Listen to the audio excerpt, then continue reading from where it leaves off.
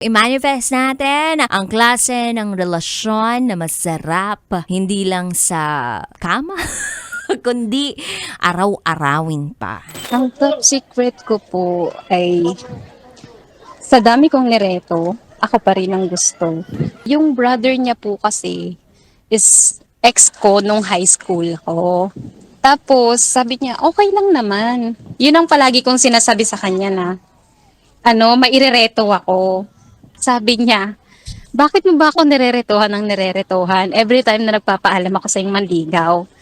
Tapos sabi ko, hindi malay mo naman kasi mas magustuhan mo sila kasi marami akong kaibigan. Parang ang dami mo ng beses na nare-reject itong si Guy. Na Opo. para bang ang dami mo ng mga nirereto sa kanya. Nakailang reto ka sa kanya na babae? Mga 3 po siguro or 4. Nung time na yon hindi ko pa kasi talaga sure kung kung kaya ko na ba ulit pumasok sa isang relasyon. Tapos kapatid pa ng ex ko.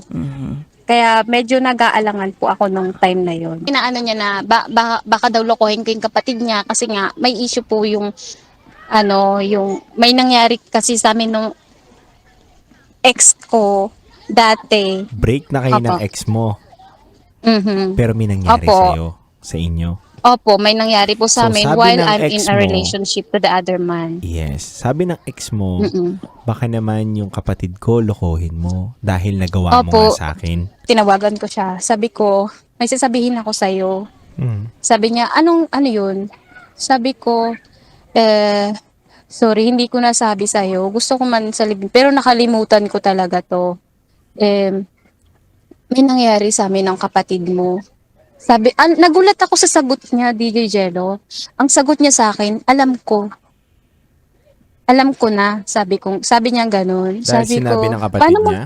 Sabi niya, hindi naman, ang sagot niya po sa akin is, hindi naman na importante kung ano yung nangyari sa iyo dati, sa inyo. Matagal na yun eh. Mhm.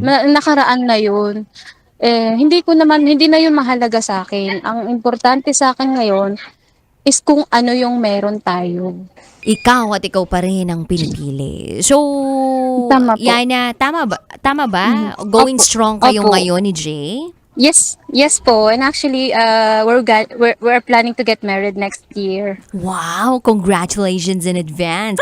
Saan kung mahal mo ipaglaban mo? Yun lang Oo. naman. Napakasimple, di ba? So, i-manifest natin ang klase ng relasyon na masarap, hindi lang sa kama, kundi araw-arawin pa. Yan. Sarap manood ng radyo, no? Ginawa mo na talagang bisyo ang panonood sa amin, no? Umabot ka na rito eh. Huy! Kaya kung gusto mong tuloy-tuloy pa ang tawanan, Iyakan at kiligan, aba, i-like mo na ang video na ito. at mag-comment ka na rin sa bisyo. Hit mo na rin ang notification bell. Para updated ka sa mga kaganapan namin dito sa Love Radio. Kailangan pa bang i-memorize yan? Basic.